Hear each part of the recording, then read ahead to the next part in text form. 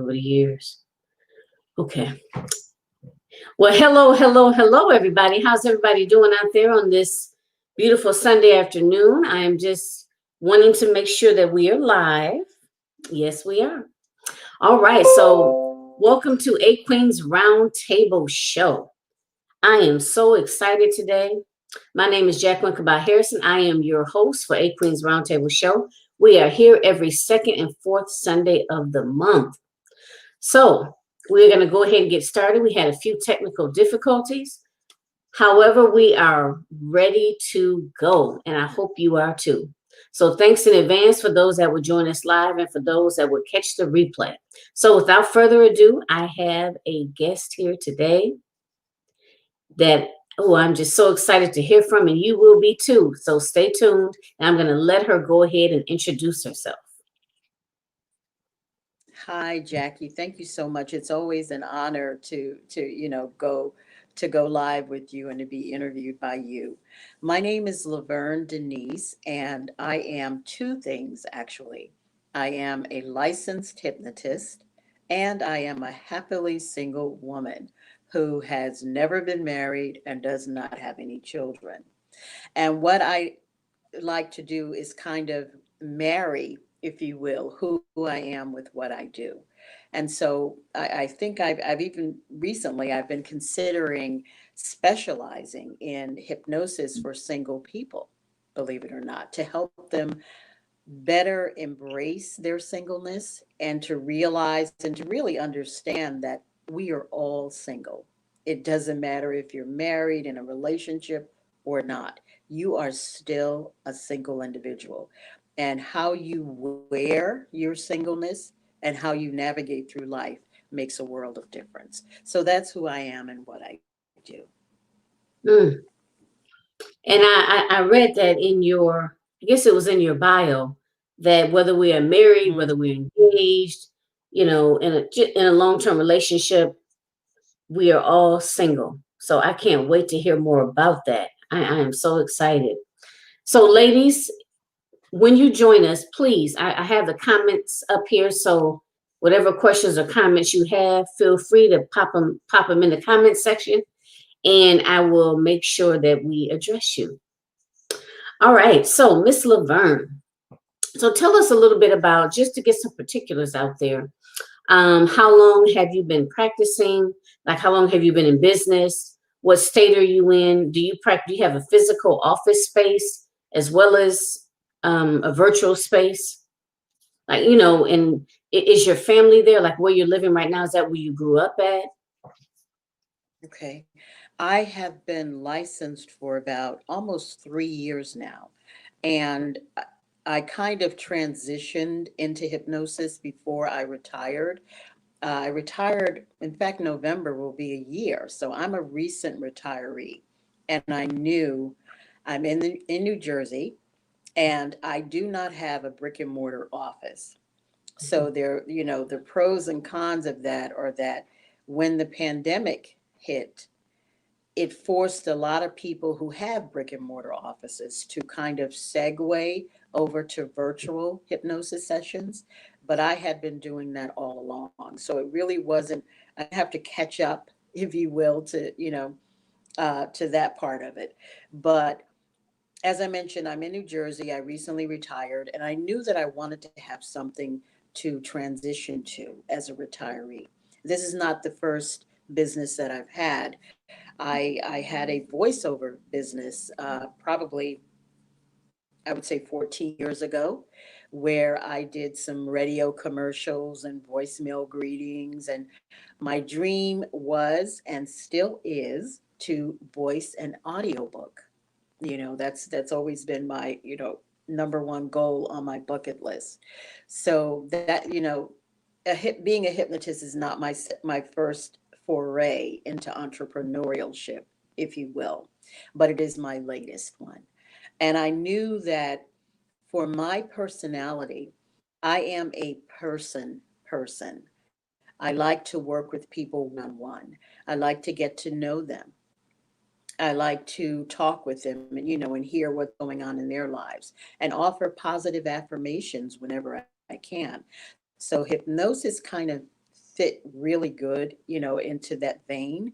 And for those who don't know, hypnosis is simply relaxing your mind, calming down your breathing and relaxing your body, I should say, and allowing your imagination and your focus to open up so that the hypnotist can access your subconscious mind, where 90% of your memory and data is stored, to help you overcome so many issues, such as insomnia, anxiety, pain, low self esteem, phobias, and even addictions, such as overeating or smoking.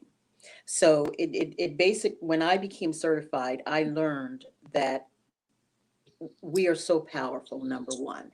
And by just using, as I said, your imagination and your focus, our subconscious minds, whatever you believe in your mind is usually what manifests in your life and throughout your body, in your health, in your well being. You know, so by helping others access or harness the power that we all have, it allows me to help people overcome, and just lead better lives. And as I said, as a single woman, I'm kind of narrowing in on helping people understand their singleness. Again, doesn't matter if you're married in a relationship, widowed, never married, coming out of a relationship, wishing you could get out of whatever, you're still single.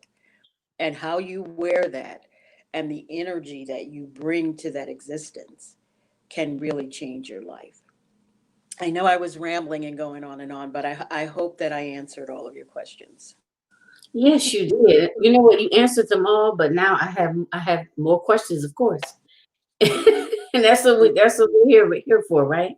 Because I'm pretty sure a Exactly. lot of people are interested to know. So you have opened me up to hypnosis. I mean, because I'll be honest with you, now I'm a licensed clinical therapist, but I've never known anyone that's practiced hypnosis. I've never, encountered anyone that has received hypnosis. So I'm pretty sure that a lot of people out there, kind of like really curious about it.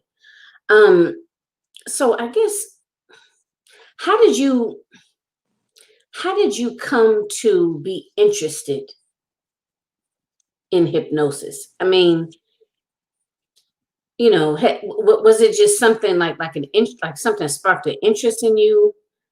Did you receive hypnosis? Did you know someone else that did? Like, how did that come about for you? That's a very good question. For me, it was a combination of, believe it or not, my temperament.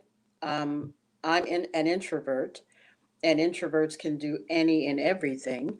But I find that one of my previous work careers, I worked in HR for about 13, 14 years. I did a lot of interviewing.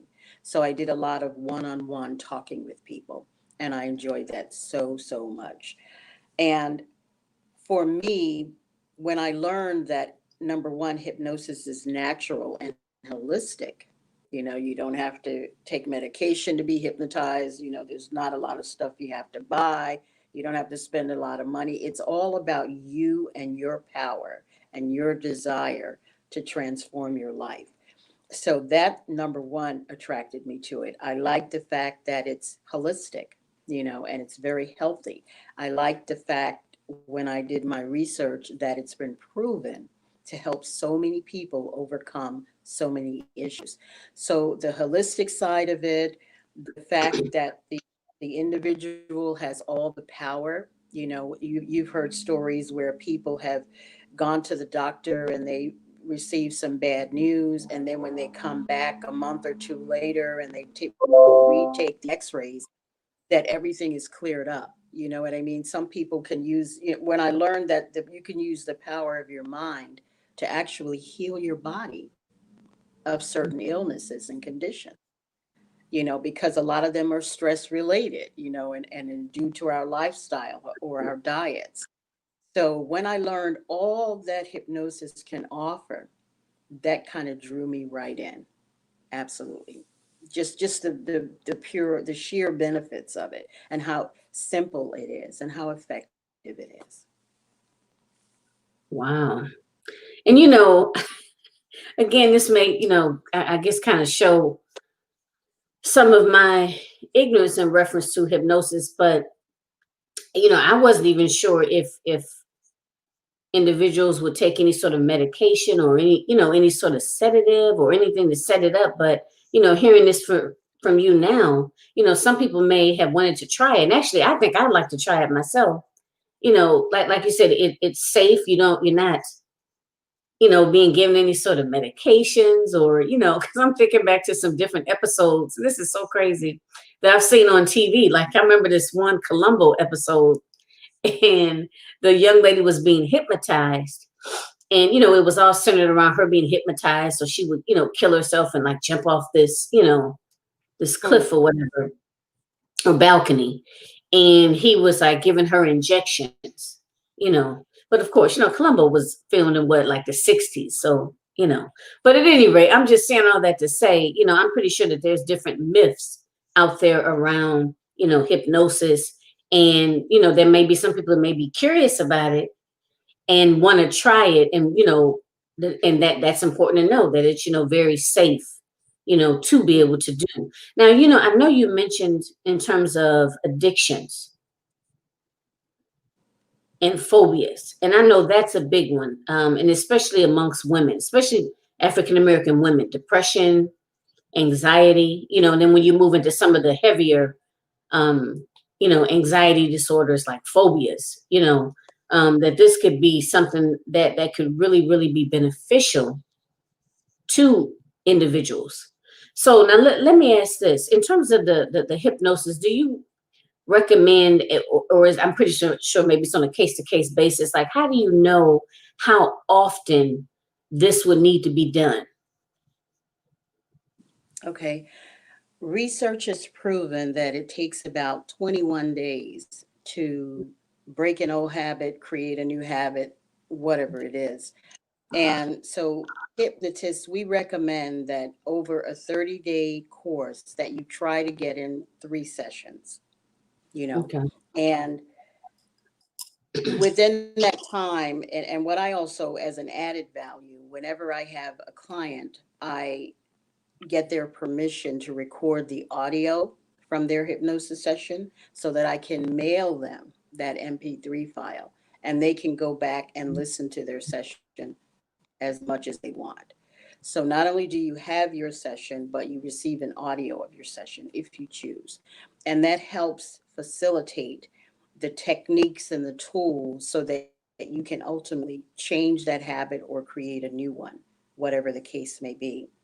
And it's just, hypnosis, a lot of people think that's mind control. A lot of people are introduced to entertainment hypnosis, if you will, or stage hypnotists, and they see someone up on a stage, and before you know it, they call people up and they're clucking like chickens and barking like dogs. And that's well and good, but that's not what I do, and some people, even in the religious community, feel that hypnosis is mind control, Mhm. that it could be evil and you need to stay away from it. But I give the example that hypnosis is like praying. It's like meditating. It's so natural. And in fact, in the course of a day, a lot of us go in and out of self hypnosis and we don't even know it. If you're a daydreamer, if you've ever been driving and you miss your turn because your mind is a million miles away, or if you watch a movie or you're reading a book and someone calls you and you are so engrossed into what you're doing that you don't even hear them the first time. And before you know it, they're yelling and then you snap out of it.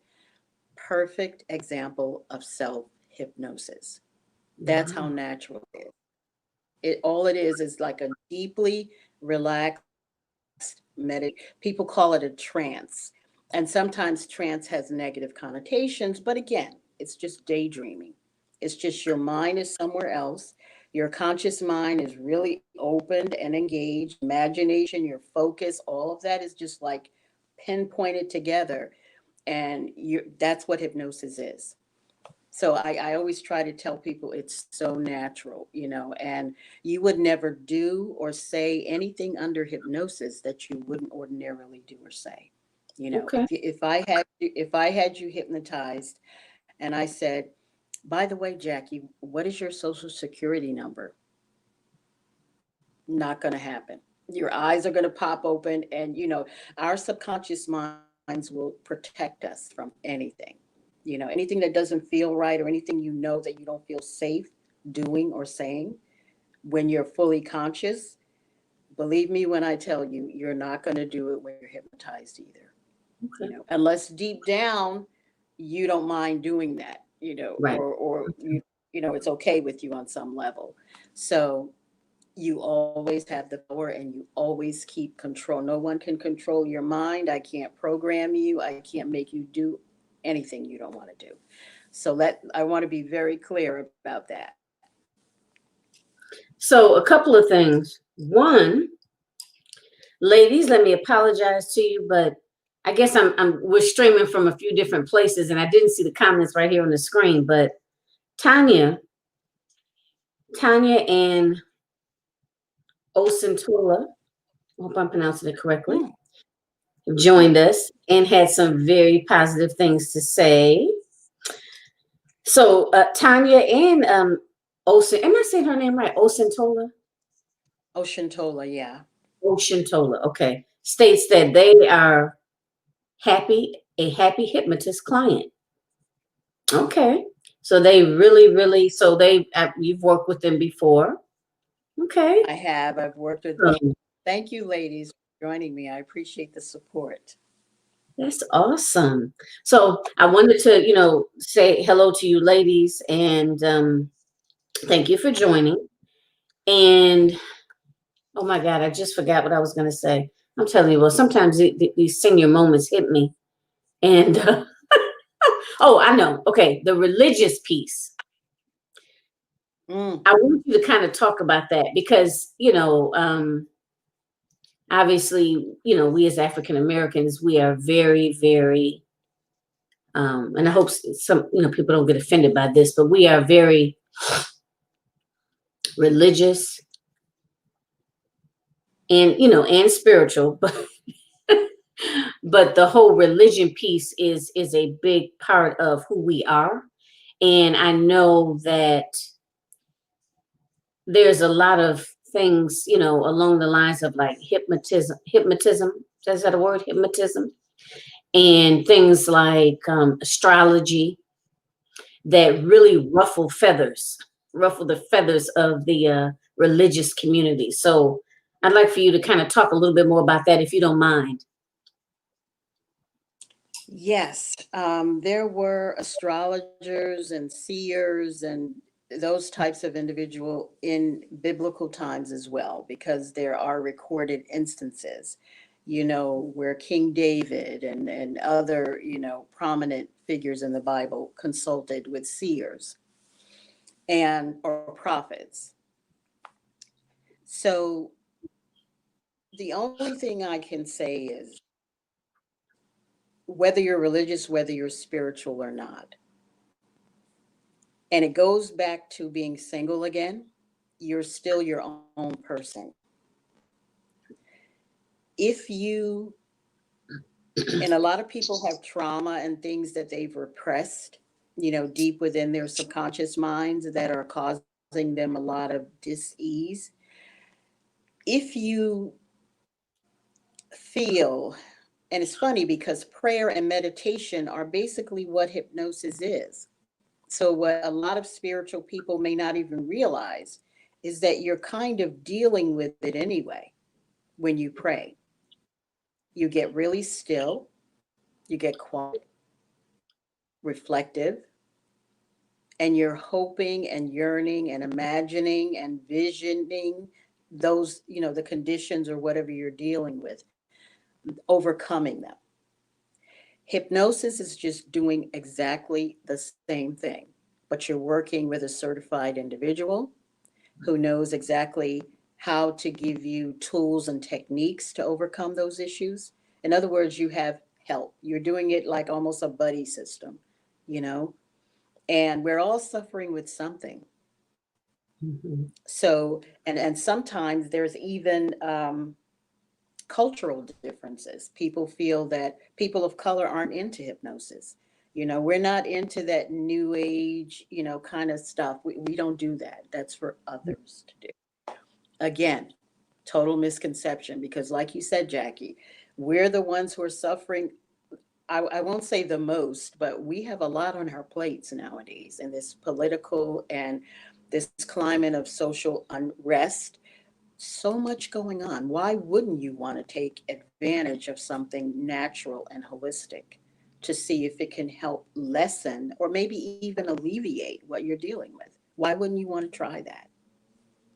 So, you know, that I would say to spiritual people who have a problem, you know, with hypnosis and what it really is. Okay.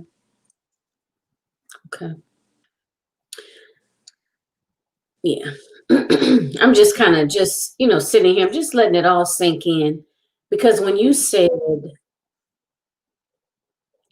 culturally, like, black people don't do that, it's the same, that's the same thing when it comes to mental health and seeing therapists. That's the first thing people say is, oh, we don't go see no therapist, but a lot of that, and this is kind of going off course. So I'm veer off for a minute, y'all, then I'm come right back.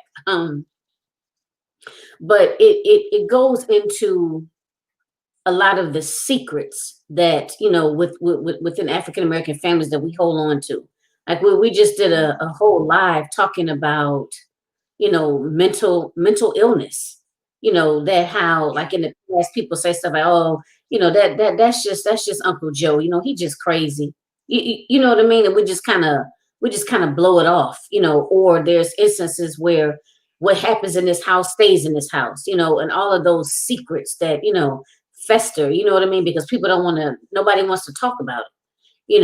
And we just did a whole live on talking about the role of the church, and about how a lot of times things aren't, they're just swept up underneath the rug, whether it be domestic violence, mental illness, molestation, things along those lines. So it just kind of goes into that whole piece of just toxicity.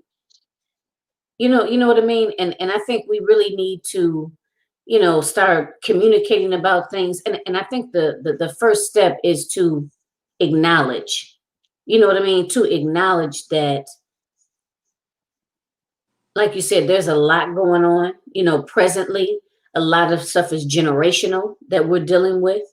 And just to be open, to be open. Because I think a lot of times people want to just knock something down or just discount it. And you know what I mean? And they haven't even, they don't know nothing about it, but they know they don't want to do it, right?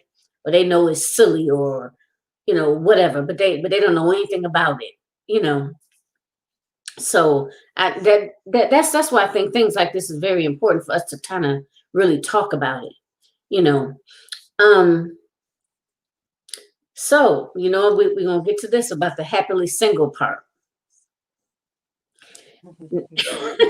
Because I know that a lot of a woman's self-esteem is attached to, if she's attached to someone, as if being, the, how do you say it, the to be Mrs. So and so, is makes her who she is, and this is what you can aspire to, and things of that nature. So, talk a little bit about that. I mean, you can start wherever you want to start with that, and I'm sure I'll have questions. Sure, sure. I actually was raised in the church. And I remember in my 30s, I was driving in my car and listening to a Christian radio station. And they were talking about the gift of singleness. And my ears perked up. And they were referencing 1 Corinthians 7:7. And that was Paul talking to the Corinthians. Well, really, it's 1 Corinthians 7:1 through 7. But I zeroed on verse 7, where he said that I wish you all could be like me. but everybody doesn't have that gift. You know, if you have to get married, get married. But if you cannot, you know, if you can live happily without getting married so that you can serve the Lord and devote your life, you know, to Christianity, then by all means do try to do that. And I was driving and I sat straight up and I was like, wow, I have the gift of singleness. And I was already in my early 30s. Now, I've had relationships and boyfriends, don't get me wrong. But for me, I knew, again, my temperament. You know, I'm the oldest of four. Growing up, I always shared a bedroom with my two sisters. Never even had my own room growing up. So, for someone as introverted as me, peace, quiet, and serenity are like air.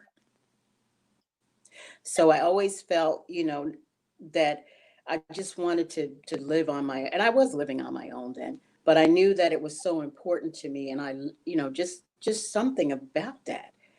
I did not want to get married because I wanted as much humanly possible control. None of us is truly in control of anything or anyone, but I wanted to make my own decisions. I wanted to live where I wanted to live, travel, work, whatever. And then when I came home, I wanted peace and quiet. Now, I know that probably sounds very selfish, but it's who I am. And I knew that about myself in my 20s. And that spilled over into having children. Again, I would be knowing myself, I knew that I would love my children, but I might not necessarily like them or their choices. And I knew that as a parent, you can't control your children. You can love them and guide them and be there to support them, but ultimately they have to live their own lives. For me, that was a little bit much for me, you know. Okay. Just being the oldest, observing my parents' dynamic, having a lot of responsibility, being the babysitter for my younger siblings, you know, all of it had a lot to do with shaping and molding me into the person that I was in my 20s and still am in my 60s. So I just knew that the traditional path of getting married and having children is not what I wanted. So I may, and hearing that on the radio station solidified that you have the gift of singleness. And I was so proud of that gift. And here I am at 64, never married, don't have any children. And if you asked me to make that decision again today, or if I have any regrets, the answer is absolutely not. No regrets. I would do it again in a heartbeat. Has it been easy? Not always. Has it been fun? Not always. Did I often feel lonely? Mm-hmm. Did I wish I had a second paycheck a lot of times, you know, to travel more and do the thing? Mm-hmm. I'll admit all of that. I really will. But at the end of the day, when I came home, you know, my home was my, you know, the king of the castle. I'm the queen of my castle. It's peaceful, it's quiet, it's serene. It's mine. I'm happy. I can breathe. I can relax. I can wear my singleness proudly, you know. And that's another thing I like to tell single women that men, we need to give men more credit. Okay. Not that I'm an expert, but we need to give men more credit, you know, for, and I'm probably going to step on some toes, but it's okay. I'll say it anyway. Men can tell how you feel about yourself. Any people can tell how you feel about yourself, how you carry yourself. Your energy is palpable.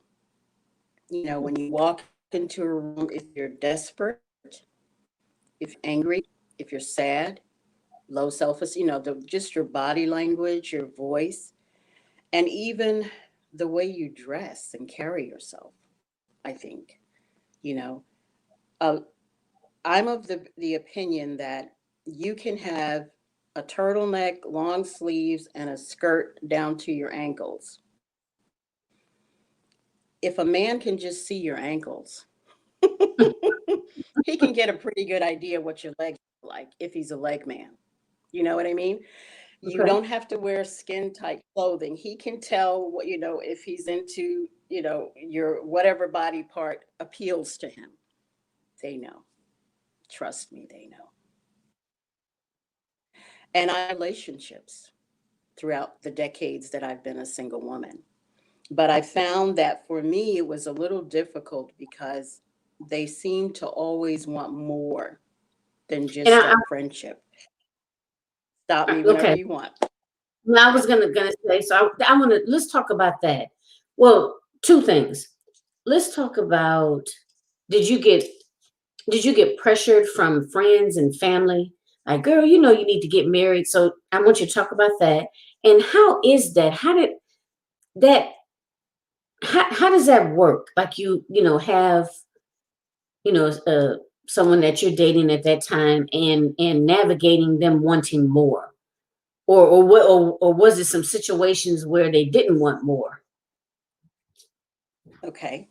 My mom would always ask that question, when are you going to get married? When am I going to have grandchildren?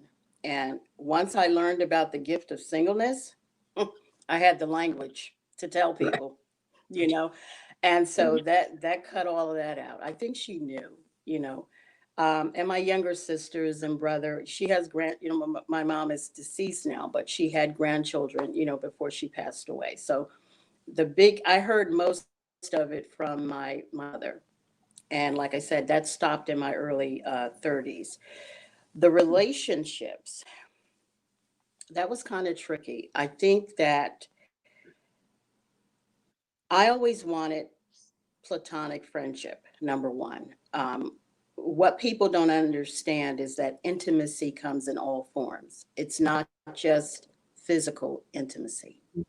You need, having someone to talk with, someone that you can confide and share things with, and go places and do things with.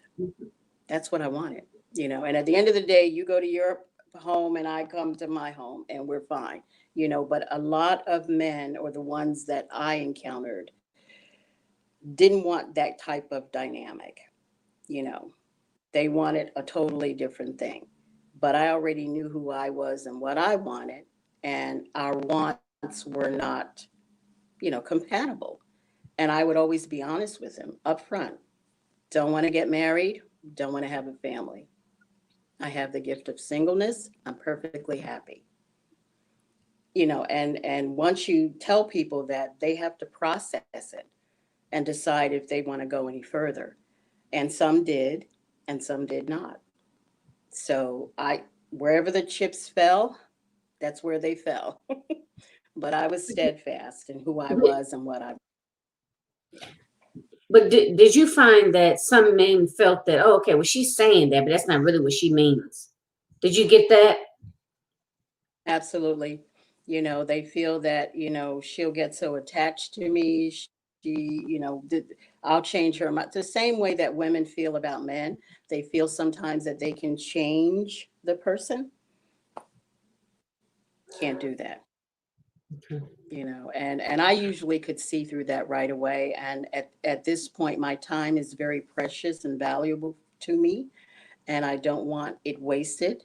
So I can usually see that, a mile away, and it's Okay. not worth it. Yeah. Okay. Well, I also think that there's a lot of women out there that don't want to follow that quote unquote traditional path, but Mm, they're kind of bullied, if you will, by society. You know what I mean? By the magazine, the bridal magazines and movies and friends and family that are saying to them, things like, well, that's very selfish. You know what I mean? Like, God put you here to, and I'm saying this because I know I've heard it all. God put you here to procreate, and that's like the that's most right. selfish thing for a woman to say, that she doesn't want to have children. So that's why I think It's that's why I'm loving talking about this.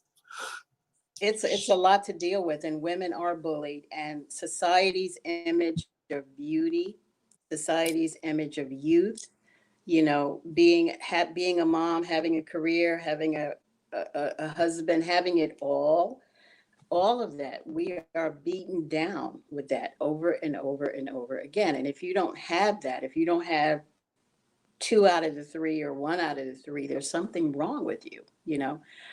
And I will say that as you get older, it gets easier. You know, I found out in my 30s. By the time I hit 40 and 50 and 60, piece of cake.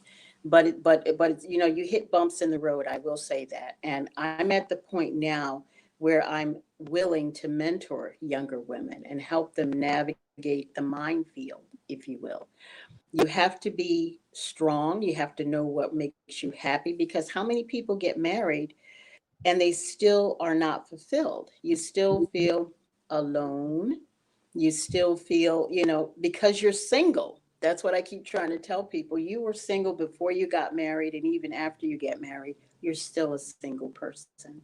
You take yourself everywhere you go. You have to learn to, if not love yourself, like yourself, accept yourself, know your faults, know your shortcomings. But on the flip side of that coin, know your strengths, know what you're good at, know what you bring to the table, believe it or not. And don't let anyone take that away from you. That's the key. It's hard. I'm not going to say it's easy. And like, you know, the Bible said, everybody can't do it. Being single is not for everyone. I get that. You know, some people just need that companionship and want to be in that relationship, you know, and don't want to live alone. Don't want that existence. They want to be mothers. They want to have children. You know, that's what they honestly believe they were put on this earth to do, and they feel the most fulfilled being a parent. Mhm. And I applaud that. I really, really do. But if that is something that you, for whatever reason, you have not experienced yet and you are still wanting it, it's okay to want that. But guess what? You have to take care of yourself, and you're single. It's not selfish. It Yeah. is not selfish. I'm telling people that. Put yourself first. Self love, oh my goodness. If you can't love yourself, how can you love anyone else? And how can they love you? Everything starts with self. Yeah. And it's like well, let me acknowledge Miss Lorraine. Hi, how are you? Thank you for joining us. And a couple of comments. Intimacy comes in many forms. Mm. So many get married for fulfillment and are still not fulfilled. And Lorraine says, speak the truth. Thank you, ladies, for joining us. Like, look, look, there's a nail that you hit right on the head. And, you know, I just think that it just really, you know, I think, and this comes up every session or every show, if you will, obviously, you know, but the whole piece about feeling being told that you're selfish, you know, if you want to pursue something, or and especially if what you want or you know what you like is different from the norm, you know, it's always kind of like, you know, like now, even though I mean things are different than it was when people got married like in the 40s and the 50s, let's just say. But now what's happening is that women are still kind of, some of those expectations from the 40s and 50s are still there. It's just that we've Mm. added on to our plates. Like this is just my personal belief. We've added on to our plates. So it's like, okay, you know, if you want to get out there and, you know, work a job and have a business and things of that nature, that's fine. But as long as everything else is still fulfilled, you know what I mean? As long as you're still cooking and cleaning and, you know, running the household and things of that nature, I just think it's just kind of, you know, you still got a plate. It's just more on that plate now, you know, and we do it well. We do. You know what I mean? We are really good at juggling. We are really good at wearing different hats, putting out this fire and stuff like that. But it's to our, you know, eventually you'll end up burning out, or you'll have, you know, a lot of anxiety or a lot of depression. wearing your immune system down, things of that nature. So I think it's awesome that in your 30s you were able to take a hold of that, because it's a lot of people don't even really get to that point until they're your age now. You know what I mean? Until they're in Mm. their 60s, and then they realize, oh, I shouldn't have did, really I would have been happy if blah blah blah blah blah. But society or my friends and family made me feel this. Like I remember in my 30s, um, I was still in college. Wait a minute, let me see. No, because I got out in 20. Yeah, my early 30s, I was just finishing up grad school because I took a little time off. So my mom gave me a little bit of a slight pass, just slight. But she still had that, that same thing about, well, you need to get married and settle down, and when are my grandchildren coming, things of that nature. And it's so ironic because I didn't have like my son is 9, so I didn't even have my first child until I was 40. And my mom passed in 2006.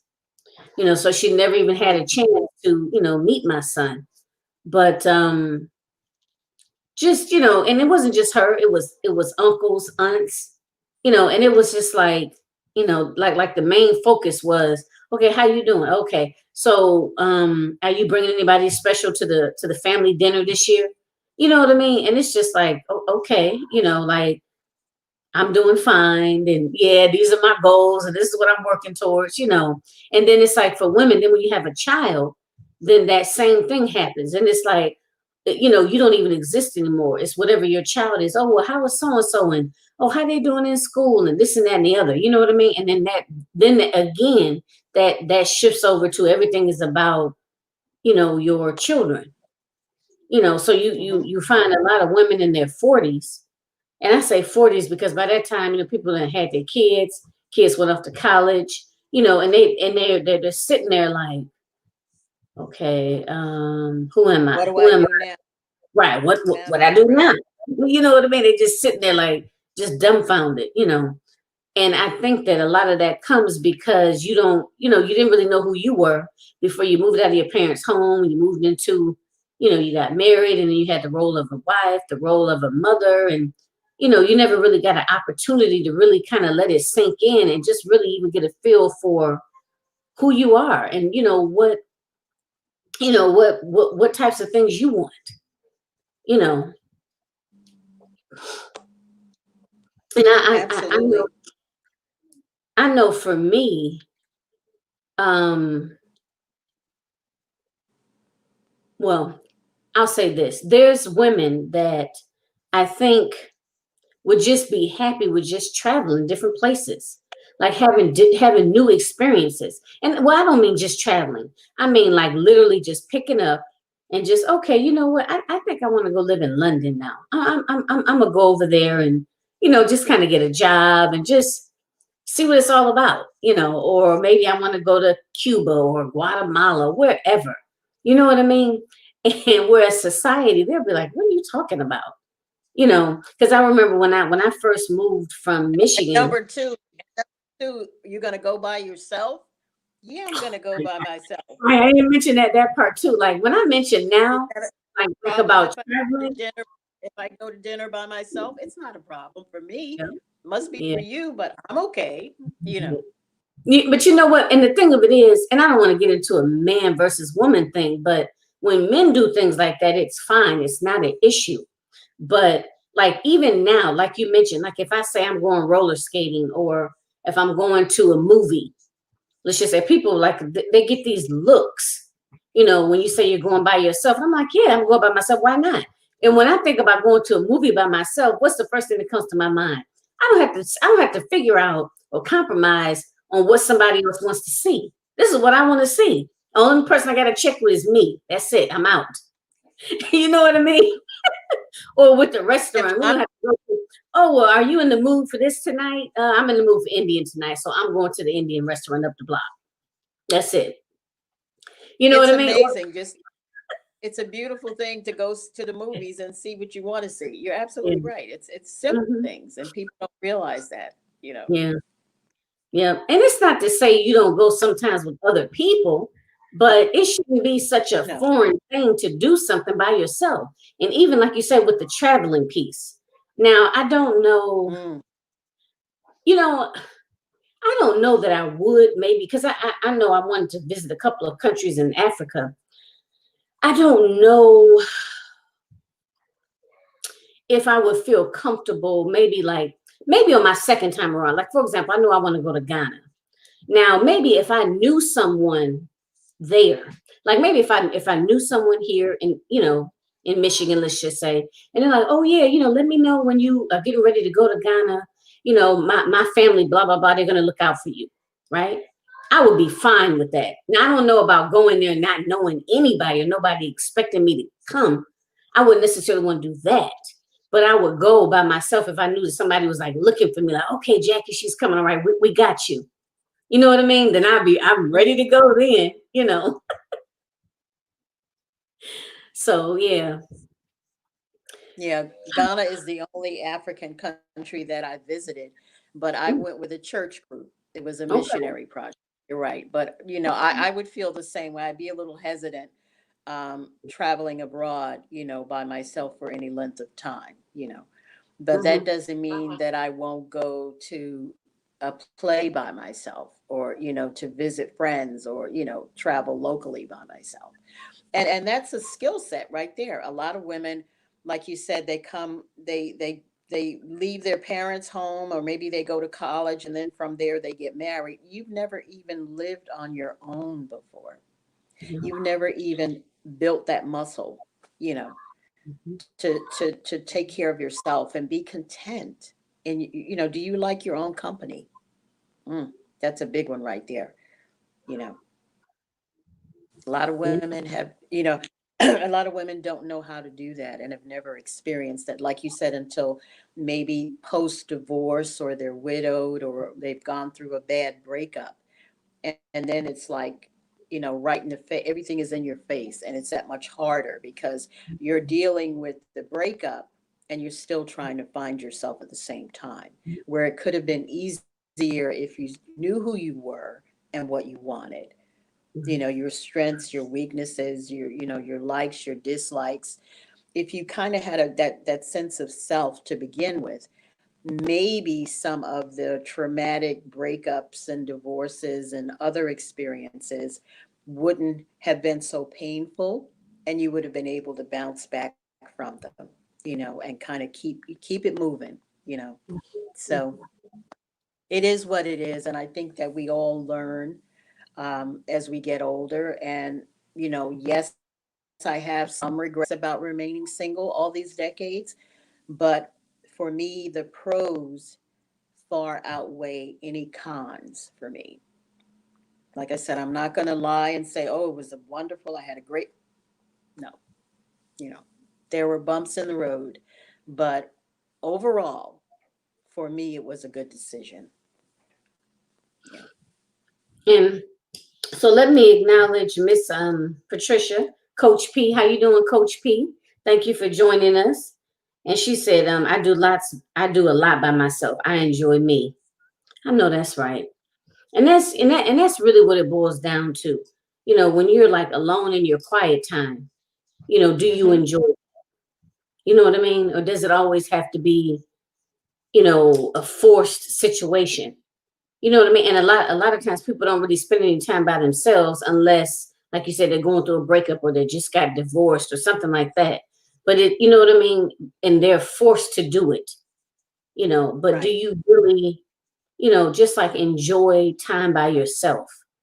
You know, um, like ladies out there, like wouldn't it just be awesome? Just food for thought. Even to take like a little mini vacation by yourself. Like maybe even if you're not going, like the first thing that comes to my mind is Jamaica, but even if you're not going there, even if it's just maybe an hour away from home, or even, I don't know, at like maybe somewhere where you can go, you can just stay overnight and maybe have a nice breakfast. Like maybe if there's let's say a bed and breakfast, maybe in Chicago. And I just said Chicago because I'm in Michigan. But like maybe a little mini overnight or weekend trip to Chicago. You go, you have your nice little hotel, your nice little breakfast and lunch, do a little shopping or take in a play, or if it's during the summer, maybe some of the street festivals, whatever the case is. Just kind of get into a habit of doing something by yourself to feed your soul. And that's really what we want when we talk about self-care. Okay. Exactly. Yeah, so think a little bit about that. um I was just glancing down here some of the comments. They're not showing up on the screen, but Miss Lorraine said that's key, knowing who you are, and some need to love themselves. Yep. Oh, I know what I want to say. For I'm thinking, a lot of times men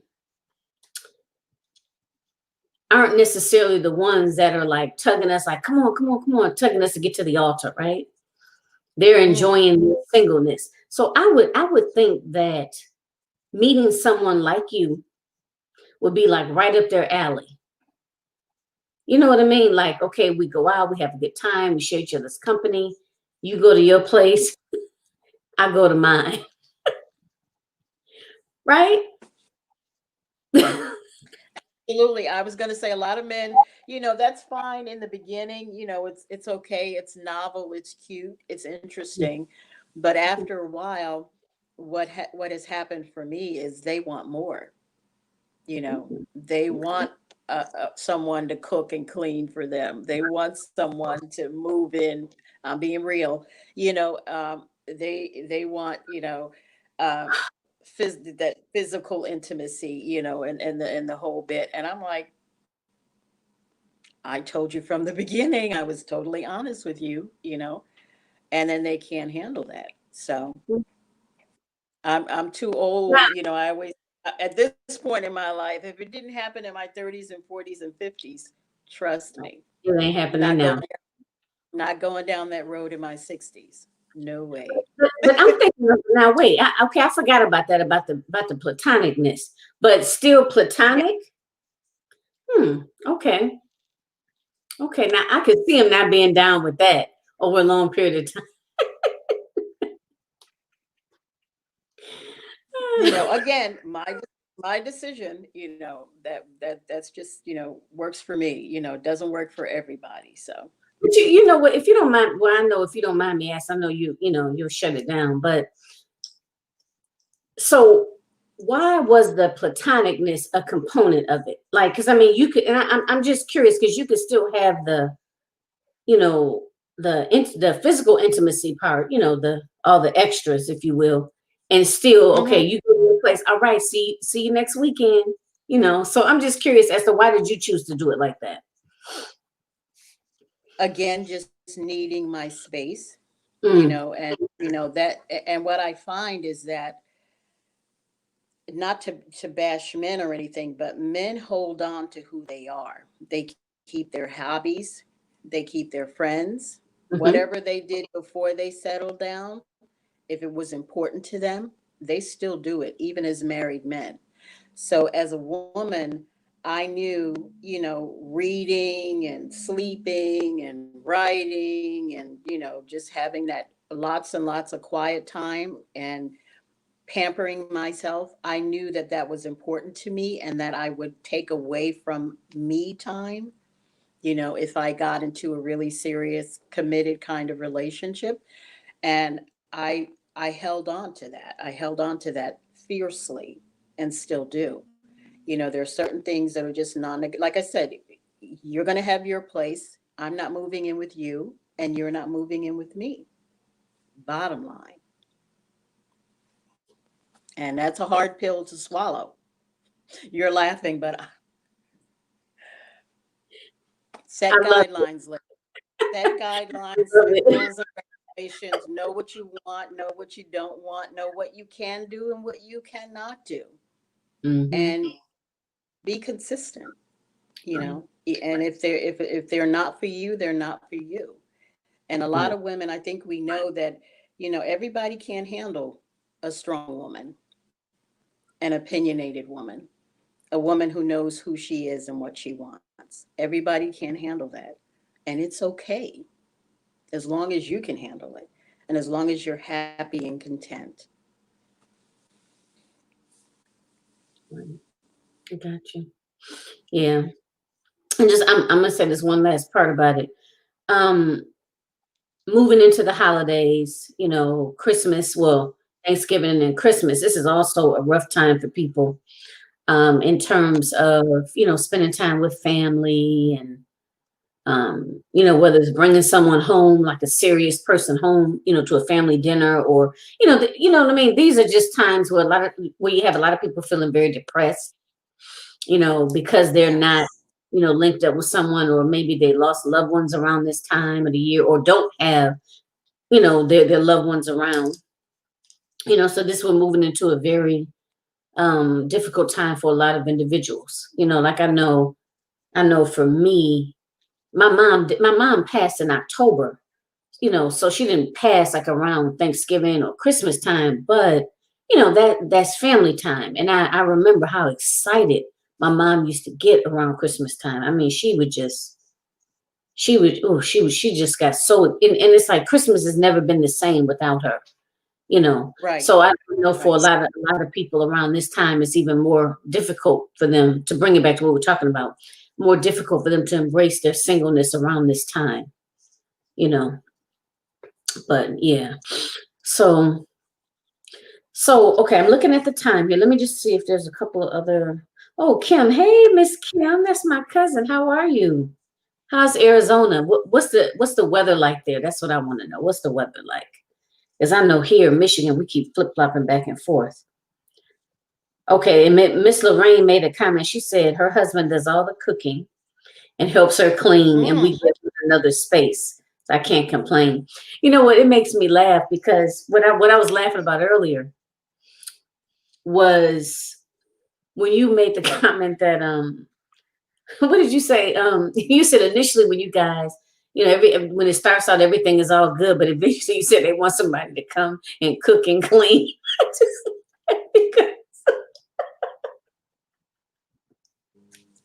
because like you said, we're not male bashing, but come on, let's keep it real. Yes, You we're know, not.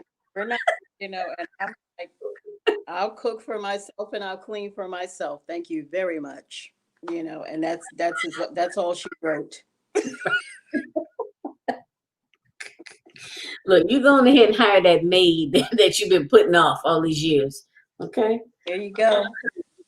Yeah. There you go. So that was kind of funny. I mean, because and it goes into that whole joke that people make, like when they go into a man's house or apartment, they can always tell if it's a bachelor's pad, versus if Mhm.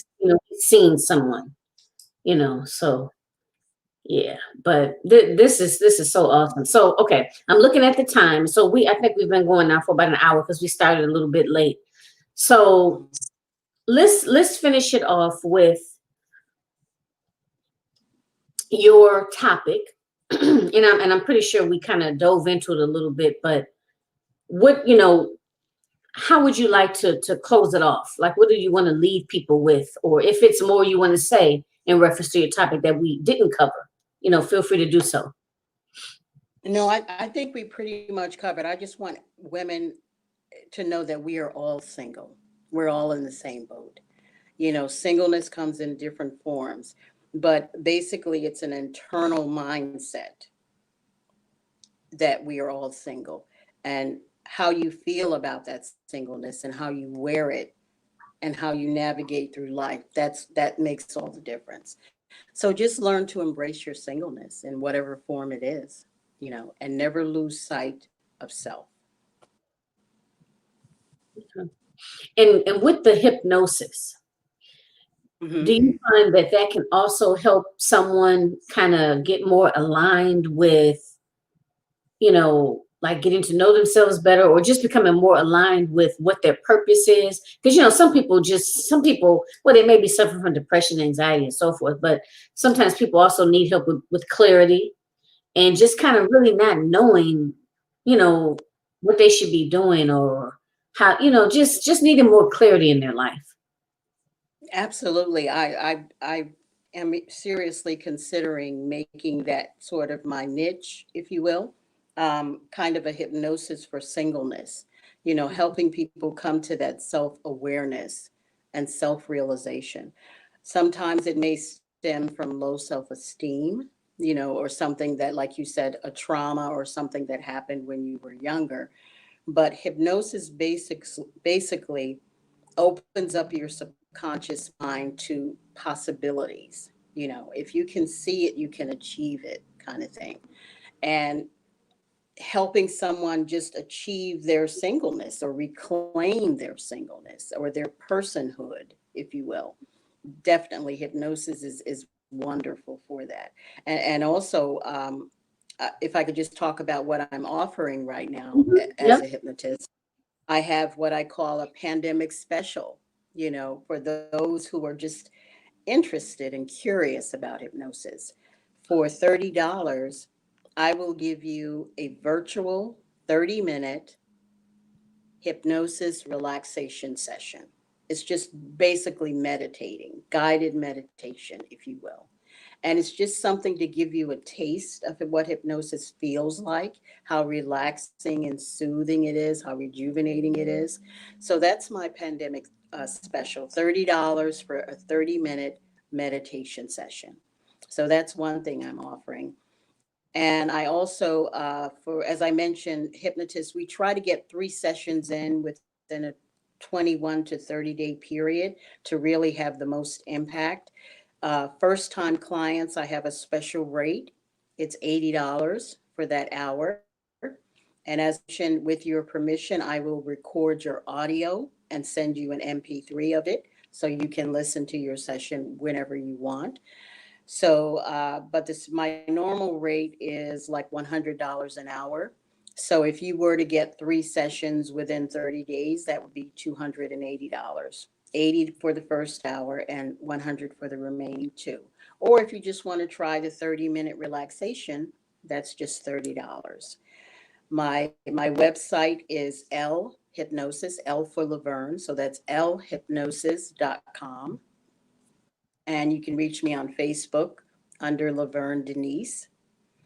And like I said, just being a single woman and trying, marrying who I am with what I do gives me the greatest pleasure, just helping others rediscover what it means to be happily single.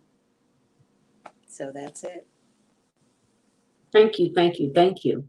So my cousin Kim, I asked her earlier what was the temperature in Arizona. She said 80s, 90s. Wow. Mm. So we're doing Thanksgiving outside. Okay, I love it. I love it. Um, so she said that you touched her soul, and that she called us, I guess, kind of towards the end, but she's gonna go back and listen from the beginning. Good, Oh, excellent. thank you. That makes me feel really good. If I could just reach one person, and if you want, I also have a free consultation if you just want to ask questions, and I can take you through what hypnosis is. I can do an imagination exercise to help you discover how strong your imagination is. There's so much that I offer just doing during the consultation, you know, that it's worth it. And that's totally free, so that you can reach me, direct message me, Facebook at any time for a free consultation. I like that too about the imagination exercise, and Yeah. to take this to a, because my primary audience is coaches and consultants. So Mm-hmm. I'm thinking about when you just said that imagination exercise. We all know that a huge component of the success of our business is our mindset, you know, and this is a way or something that could help you, obviously gain clarity, but also help clear out some of that negative, self-defeating thoughts that are stored within our subconscious. It's like you said, on a conscious level, we might say, "Oh, I'm worthy of this, and I want abundance, and I believe in myself. I believe in my product and the transformation I provide." Right, but on a subconscious level or unconscious level, we don't feel that. We don't really feel Exactly. that, and the subconscious is so powerful, And that maybe, just maybe, if you are not manifesting or things are not progressing the way that you want them to be progressing in your business, maybe, this might be a good idea to at least do a consultation to, just try to really examine and see and basically like clear all that baggage out, and just start fresh. And, for the new year, we got a New Year's coming. I know it's right around the corner, you all, because by the time Halloween hits, after hey, trick or treat, trick, before we know it would be Happy New Year. You know what I mean? We'll be bringing in the new year. So maybe this is a good opportunity to, turn things around and to get some clarity, to get some clarity. Exactly. And just dealing with the pandemic, 2020 is over, but in my estimation, we still have 2021 to go. And I venture to guess that if not the whole year, we'll be in the same situation. So just coping with what's going on right now. And like you said, starting the new year off on the best, in the best possible position to do your very best, all of that's critical.